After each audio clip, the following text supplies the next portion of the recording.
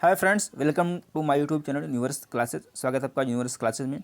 और इस वीडियो में हम बात करेंगे सीटेट एग्जाम 2022 के लिए गणित के प्रैक्टिस सेट की। यदि आप बिगिनर हैं या फिर आपको मैथ कम आता है या फिर आप अभी शुरुआत कर रहे हैं तो आप 30 में से कैसे आप 20+ मार्क्स कर पाएँ।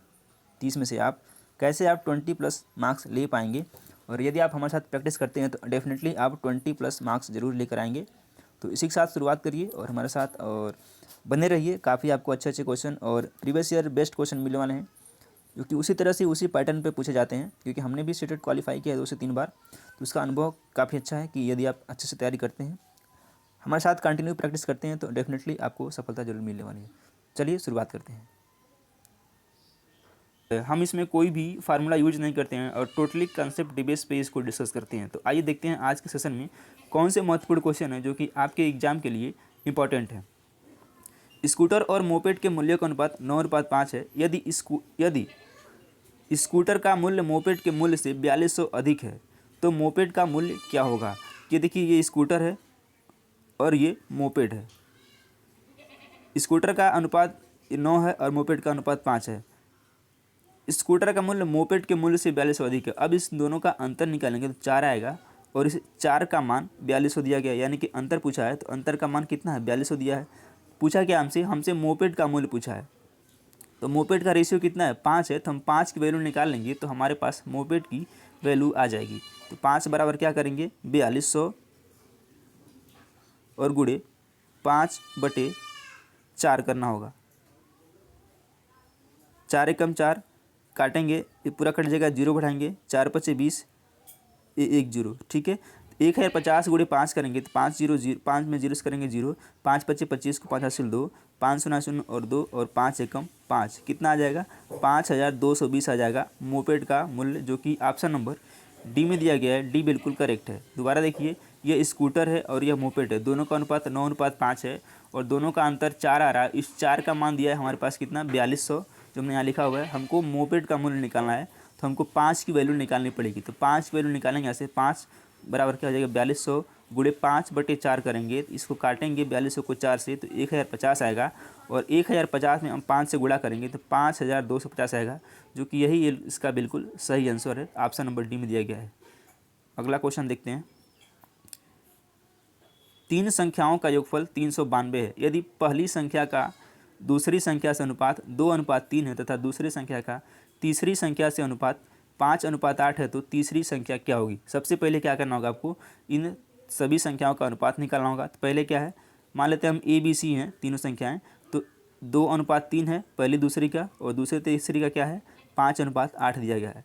अब रेशियो निकालने के लिए क्या करना होगा आपको, ये भी एक तरीका है।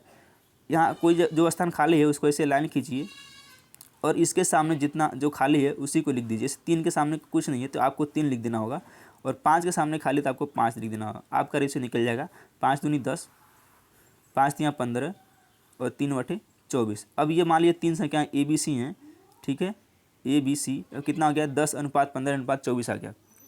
ठीक है, अब इन तीनों को जोड़ेंगे तो कितना आएगा 49 आएगा। ठीक है, आप इसको 49x मान सकते हैं।